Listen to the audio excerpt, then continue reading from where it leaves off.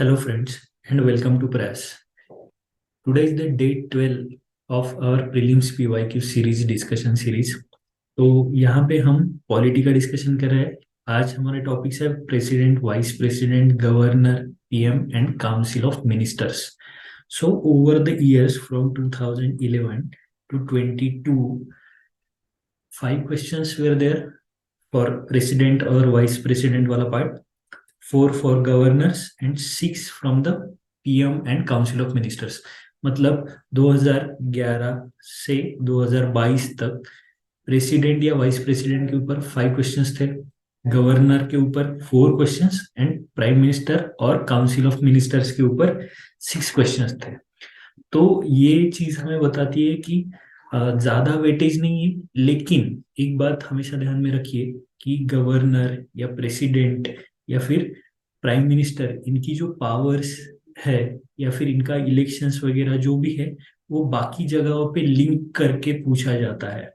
ठीक है, तो इनके लिंकेजेस बहुत ज्यादा है. तो ये लिंकेजेस पे काम करना या फिर प्रेसिडेंट की emergency related powers as a statement किसी क्वेश्चन में यूज हो सकती है, या फिर गवर्नर की जो गवर्नर का रोल होता है वो कहीं पे डिबेटेबल है या फिर कहीं पे स्टेटमेंट में आ सकता है. मतलब पूरा क्वेश्चन गवर्नर या प्रेसिडेंट के ऊपर या वाइस प्रेसिडेंट के ऊपर नहीं आएगा, लेकिन यहाँ पे अगर उनकी कोई पावर है जो डिबेटेबल है तो वो कहीं पे आ सकती है. ठीक है, तो इस हिसाब से भी हमें इन पर्टिकुलर टॉपिक्स पे ध्यान देना है और उस हिसाब से हमें उन्हें पढ़ना है. ठीक है, तो let's start with the discussion. So there was a question in 2018 related to criminal proceedings against governor और emoluments and allowances to the governor. ठीक है, तो ये गवर्नर पे था particularly. And again in 2019 question was on governor वाला part. तो यहाँ पे हम ये देखेंगे कि इन क्वेश्चंस में क्या डिफरेंस था या फिर किस तरीके से ये क्वेश्चंस फ्रेम किए गए, इसके ऊपर हम डिस्कस करेंगे बाद में. पहले इस क्वेश्चन के ऊपर डिस्कस करते हैं थोड़ा सा. Which one of the following suggested that the governor should be an eminent person from outside the state and should be a detached figure without intense political links और should not have taken part in politics in the recent past. ठीक है, first administrative reforms commission, Rajamannar committee, Sarkaria commission, national commission to review the working of the constitution. ठीक है, यहाँ पे correct answer है Sarkaria commission. ठीक है, तो देखते हैं क्यों और कैसे. तो ये समझ लीजिए कि 2019 में जब ये क्वेश्चन आया था, तो महाराष्ट्र में जो भी पॉलिटिकल टर्मोइल चल रहा था उस हिसाब से, उस डिबेट से रिलेटेड ये क्वेश्चन था. मतलब महाराष्ट्र में गवर्नमेंट फॉर्मेशन के वक्त गवर्नर ने जो भी रोल अदा किया, तो उससे रिलेटेड ये सारी चीजें थी. सरकारिया कमीशन आपका सेंटर और स्टेट रिलेशन के बारे में बात करता है. तो उनके जो भी रिकमेंडेशंस थे वो सेंटर स्टेट रिलेशंस से रिलेटेड थे, और अगेन उन्होंने गवर्नर की अपॉइंटमेंट से रिलेटेड भी रिकमेंडेशंस दिए हैं. ठीक है, तो उनमें से ही एक रिकमेंडेशन ये था कि governor should be a detached figure. Detached मतलब उनका पॉलिटिकल लिंक नहीं होना चाहिए या पॉलिटिकल कनेक्शन नहीं होना चाहिए, और should not have taken part in politics in recent past. मतलब नजदीक काल में उन्होंने किसी भी पॉलिटिक्स या किसी भी पॉलिटिकल पार्टी के साथ कोई उनके लिंकेजेस नहीं रहने चाहिए, तभी वो सेपरेटली या अच्छे से काम कर सकते हैं. ये रिकमेंडेशन था सरकारिया कमीशन का.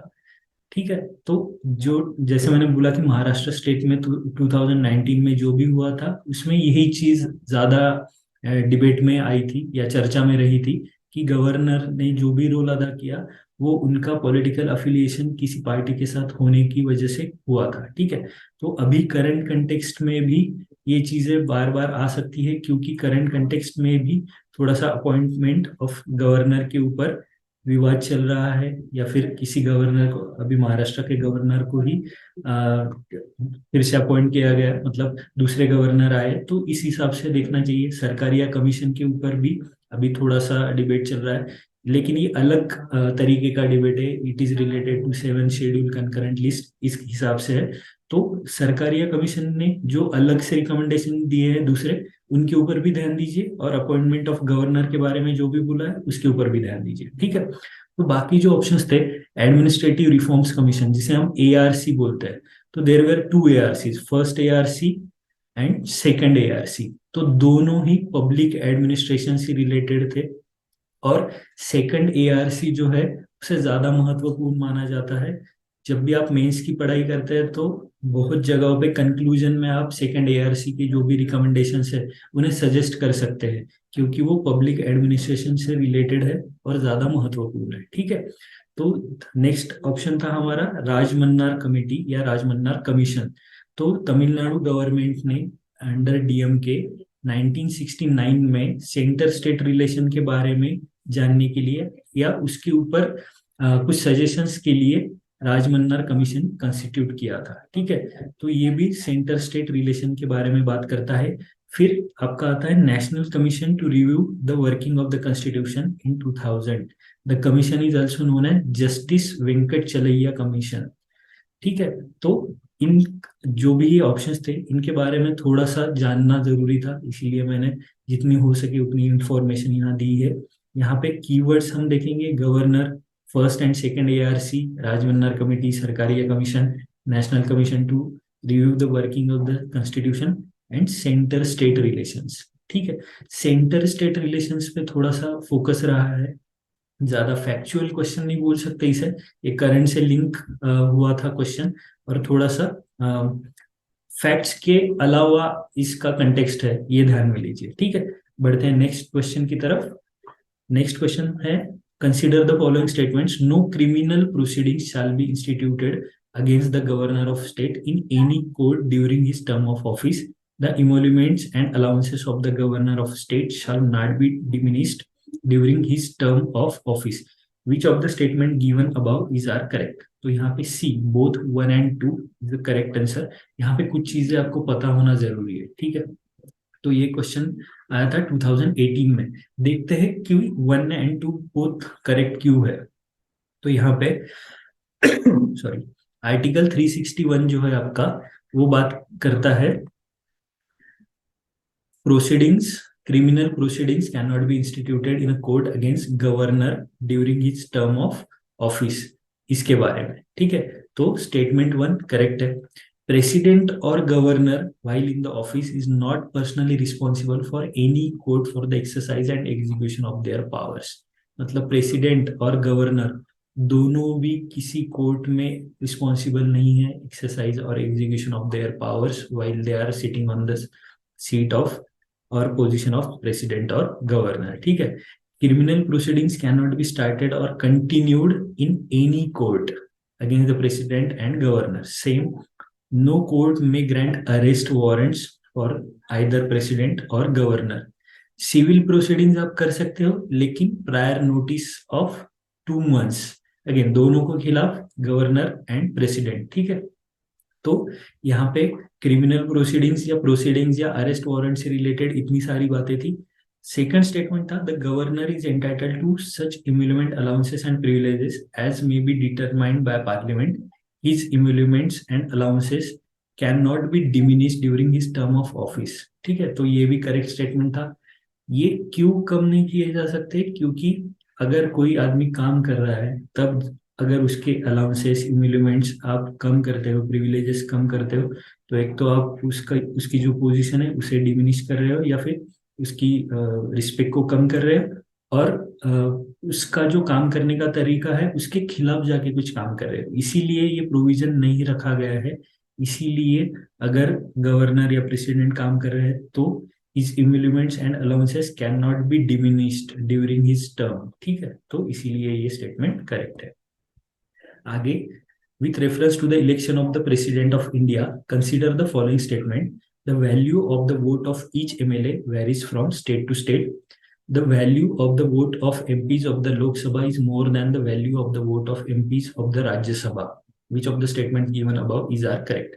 2018 में ये क्वेश्चन आया था। One only, first statement is correct। देखते हैं। The value of the vote of each MLA varies from state to state. Again president के इलेक्शन से रिगार्डिंग है, तो आपको तो ये पता होगा कि कौन कौन वोट कर सकता है। The president is elected not directly by the people but by the members of electoral college consisting of elected members of both the houses, elected members of legislative assemblies of the state and elected members of the legislative assemblies of union territories of Delhi and Puducherry.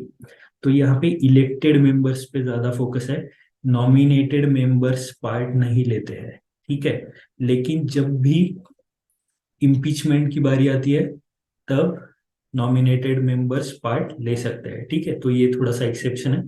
यहाँ पे जो बोला गया है, the value of the vote of each MLA varies from state to state. क्यों?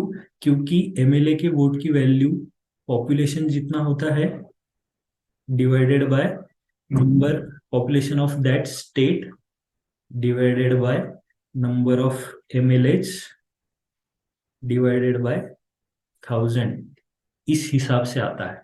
तो population हर state का अलग अलग है, तो इस हिसाब से यूपी का अराउंड 208 एंड सिक्किम का अराउंड 7, इस हिसाब से इनके वोट की वैल्यू है। तो इसी वजह से varies from state to state, ये स्टेटमेंट करेक्ट है। The value of the vote of MPs of Lok Sabha is more than the value of the vote of MPs of Rajya Sabha. ये करेक्ट क्यों नहीं है? एमएलएज, जितने भी टोटल नंबर ऑफ एमएलएज है India में, उनके सारे वोट मिला के जो भी टोटल आएगा, मतलब यूपी में जितने एमएलएज है समझो, फॉर एग्जांपल 100 इंटू तो 208, सिक्किम में जितने हैं, ऐसा सबके मिला के जो भी टोटल आएगा divided by number of MPs, both Rajya Sabha and Lok Sabha में जितने भी एमपीज है उनका जो टोटल नंबर है, ये डिवाइडेशन जब हम करेंगे, ये डिवाइड जब हम करेंगे तो जो भी नंबर आएगा वो value of vote of MP. तो ये राज्यसभा और लोकसभा के लिए सेम है।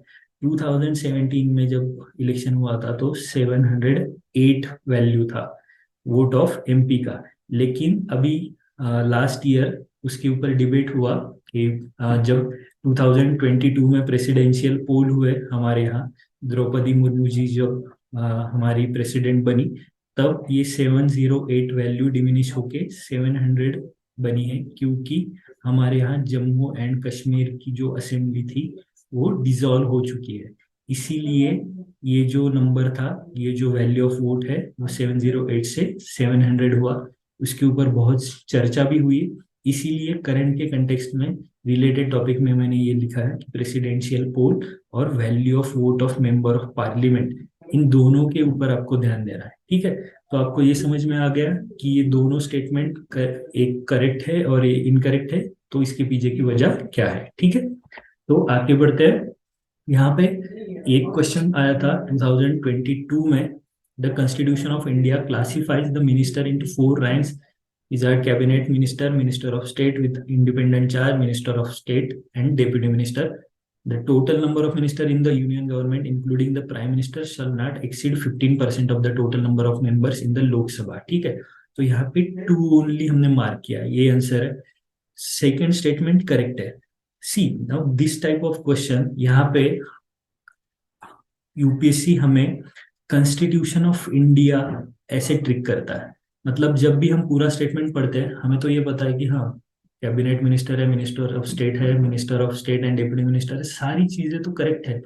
लेकिन मतलब हम जब मार्क करेंगे तो इसे भी कंसिडर करके हम बोथ 1 और 2 मार्क करेंगे। लेकिन कॉन्स्टिट्यूशन ऑफ इंडिया में ऐसा कोई ही भी प्रोविजन दिया गया नहीं है, इसीलिए ये स्टेटमेंट रॉन्ग होता है। तो जब भी इस तरीके के क्वेश्चन आएंगे, जैसे मैंने कल के डिस्कशन में भी कहा था आपसे कि कॉन्स्टिट्यूशन के अलावा पार्लियामेंट या पार्लियामेंट की जगह प्रेसिडेंट बोल के आपको कंफ्यूज कर देंगे या फिर वहां पे आपको ट्रिक करने की कोशिश करेंगे। जैसे अगर इस स्टेटमेंट को रॉन्ग करना होता तो यहाँ पे इंक्लूडिंग की जगह एक्सक्लूडिंग कर देते, और हम जल्दी में या एग्जाम प्रेशर में, नर्वसनेस में इसे पढ़ लेते कि ठीक है हाँ 15%, हम इस पे ज्यादा फोकस करते हैं 15%, और लोकसभा पे ज्यादा फोकस रहता है हमारा पढ़ते वक्त। और यहाँ पे जब हम पढ़ते हैं हाँ ठीक है ना ये तो सही है, और इसे हम मार्क कर देते हैं। अगर यहाँ एक्सक्लूडिंग होता तो ये गलत होता। तो इसीलिए 2 ओनली इज द आंसर। तो आपको ये भी समझना है कि इस तरीके के अगर क्वेश्चन आते हैं तो हम कहाँ ट्रिक हो सकते हैं। कंसेप्चुअल पार्ट में तो कोई दिक्कत नहीं है, वहां पे आप स्ट्रेट फॉरवर्ड क्वेश्चन पढ़ सकते हैं, लेकिन इस तरह के जहाँ पे इंफॉर्मेटिव या इंफॉर्मेशन रिलेटेड क्वेश्चन है तो वहाँ पे थोड़ा सा बारीक ध्यान देके या फिर थोड़ा सा ठीक से पढ़ना ज्यादा जरूरी है। ठीक है, तो इसी तरीके से अब रिलेटेड टॉपिक्स में, करंट अफेयर्स में governor and council of ministers के बारे में थोड़ा सा ध्यान दीजिए। गवर्नर और काउंसिल ऑफ मिनिस्टर का जो भी रोल रहा है, prime minister and council of minister के ऊपर भी ध्यान दीजिए, क्योंकि कुछ ना कुछ आए दिन हमारे कंट्री में चलते रहता है। तो जब भी ऐसी कोई डिबेट होती है तो उसके ऊपर ध्यान देना और उस तरीके से उस चीज को स्टैटिक में लिंक करके पढ़ना ज्यादा जरूरी है। ठीक है, तो that's it for the day. See you tomorrow. Thank you.